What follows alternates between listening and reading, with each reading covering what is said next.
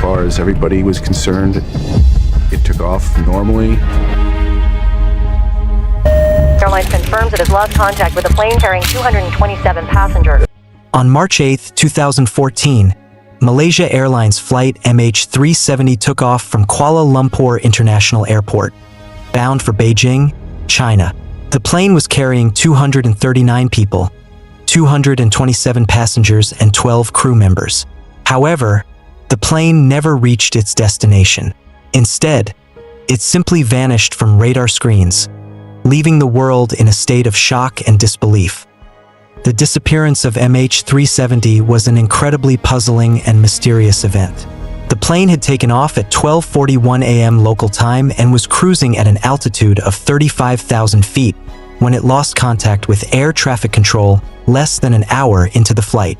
The last message received from the plane was a routine communication with air traffic control, simply saying, "Good night."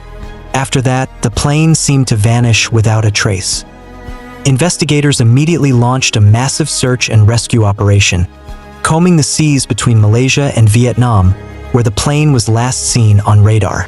But despite the efforts of multiple countries and the deployment of numerous ships, planes, and submarines, no trace of the aircraft was ever found in that area. As the search continued, more questions than answers emerged. Radar data showed the plane had made a dramatic U-turn back across the Malay Peninsula before disappearing from civilian radar coverage. This suggested the plane may have been deliberately diverted from its intended course, but by whom and for what reason remained a mystery. Further analysis of the limited data available revealed the plane had continued flying for several more hours after losing contact, traveling far off course to the west over the Indian Ocean. This led investigators to believe the plane may have crashed thousands of miles away from its original flight path. But without any physical evidence, pinpointing the exact location of the crash site proved impossible. In the wake of the shocking disappearance of MH370 in 2014, investigators from around the world have worked tirelessly to try and uncover the truth behind this aviation mystery. They have scoured the depths of the Indian Ocean, meticulously analyzed every piece of available evidence, and explored every possible theory. But despite these extensive efforts, the ultimate fate of the missing plane remains stubbornly elusive. In the initial days and weeks after the disappearance, a massive multinational search and rescue operation was launched, with ships, planes, and submarines from countries including Malaysia, China, Australia, and the United States scouring the seas off the coast of Southeast Asia where the plane was last detected. Underwater drones and sophisticated sonar equipment were deployed to try and locate the aircraft's wreckage on the ocean floor. However, these early search efforts proved fruitless. With no emergency locator signals detected and no physical debris found, investigators were left with very little concrete evidence to work with. The plane seemed to have simply vanished into thin air. As the search continued month after month, the investigation shifted to meticulously analyzing all the available data and clues. Radar tracking information, satellite communications, and flight records were scrutinized for any insights that could help pinpoint the plane's final location. Experts painstakingly reconstructed the aircraft's likely flight path based on these limited data points. This analysis eventually led investigators to conclude that MH370 had likely crashed somewhere in a remote area of the southern Indian Ocean, thousands of miles off its original course. But without any wreckage to examine, they were unable to determine the exact cause of the disaster. In 2018, a private search company hired by the Malaysian government did manage to locate a large underwater debris field in a new search area identified by the analysis. However, further examination could not conclusively prove that this debris was from MH370, leaving investigators back at square one. Throughout these years of fruitless searching and inconclusive evidence, investigators have explored every possible theory about what might have happened to the missing plane. Was it hijacked? Did it suffer a catastrophic mechanical failure? Was there an onboard fire or explosion? Or did the pilots intentionally divert the aircraft for some unknown reason? Each of these theories has been meticulously examined, with investigators poring over flight data, cockpit recordings, and background information on the crew and passengers. Possible human factors like pilot suicide or mechanical issues like lithium-ion battery fires have all been considered. Yet, despite this exhaustive scrutiny, no single theory has been able to be proven conclusively. The lack of physical evidence from the wreckage has left glaring gaps and unanswered questions in even the most plausible explanations. The truth behind the disappearance of MH370 has remained stubbornly elusive. In the end, the mystery of what happened to flight MH370 has become one of the biggest unsolved puzzles in aviation history.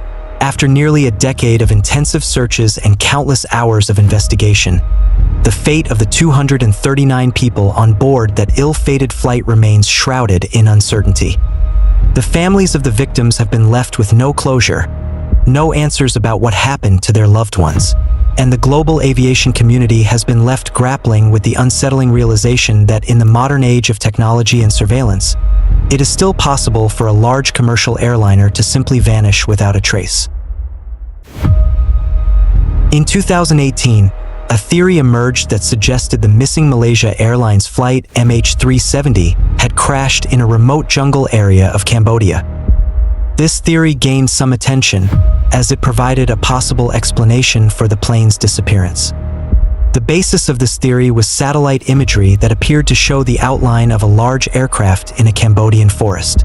A British amateur investigator named Ian Wilson claimed to have identified the wreckage of MH370 using these satellite images. This theory seemed to offer hope that the long elusive wreckage of the missing plane had finally been located. If true, it could have provided crucial clues about what happened to MH370 and potentially even the remains of the passengers and crew.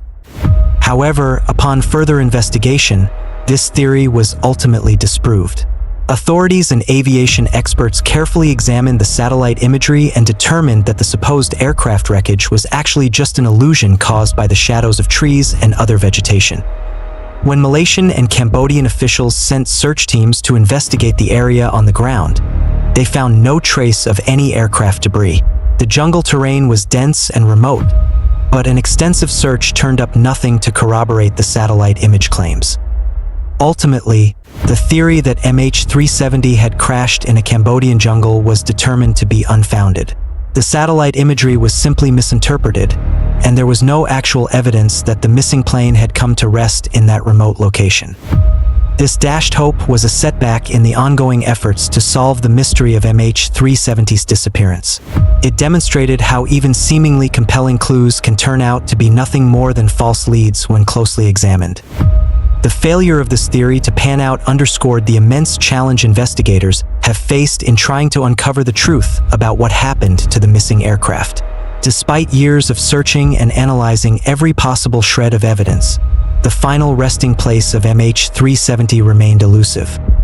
In the end, the Cambodian jungle theory joined the long list of unproven speculations about the fate of the ill-fated flight. It served as a reminder that without definitive physical evidence, the mystery of MH370's disappearance would likely never be fully solved.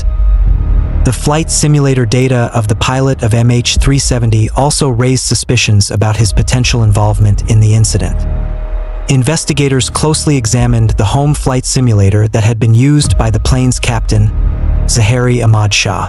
They discovered that the simulator contained flight paths that seemed to closely match the suspected final route taken by MH370 before it disappeared. This raised concerns that Zahari may have been practicing or planning a similar route on his home simulator prior to the actual flight. The simulated paths included a southward turn over the Indian Ocean, which aligned with the analysis of MH370's likely flight path based on satellite data. Additionally, the simulator data showed that someone had deleted files from the device, which further heightened suspicions. Investigators wondered if Zahari had tried to cover his tracks and erase evidence of his involvement in the plane's disappearance. While the discovery of these suspicious simulator activities did not provide definitive proof, it added to the growing body of circumstantial evidence that raised questions about Zahari's potential role in the MH370 mystery. Investigators explored the theory that Zahari may have intentionally diverted the plane and flown it to a remote location in the Indian Ocean, possibly for reasons of personal distress or some other motive. The The simulator data seemed to lend some support to this hypothesis. However, it's important to note that the evidence from the flight simulator was still inconclusive. There could have been innocent explanations for the suspicious flight paths and deleted files, and investigators were ultimately unable to conclusively prove that Zahari was involved in the plane's disappearance. The possibility of hijacking, cyber hacking, or miscommunication leading to the plane's disappearance has also been extensively discussed as part of the investigation into the MH370 mystery. The theory of hijacking has been a major focus, with investigators exploring whether the plane was taken over by either the pilots or passengers for some unknown reason. This could have involved the use of force or a more subtle takeover of the aircraft's controls. Cyber hacking has also been considered as a potential factor. Experts have analyzed whether the plane's systems could have been compromised by a malicious digital intrusion, perhaps allowing the aircraft to be remotely controlled or diverted off course. Additionally, the possibility of miscommunication or technical issues leading to the plane's disappearance has been thoroughly examined.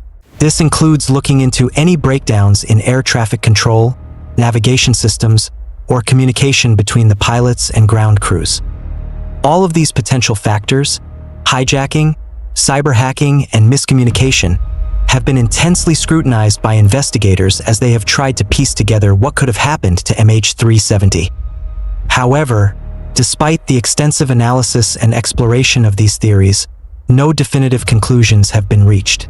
The lack of physical evidence from the missing plane has made it extremely challenging to determine the exact cause of its disappearance.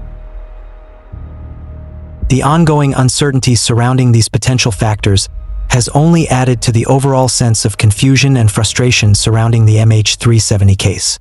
With so many unanswered questions, the true reasons behind the plane's disappearance have remained elusive.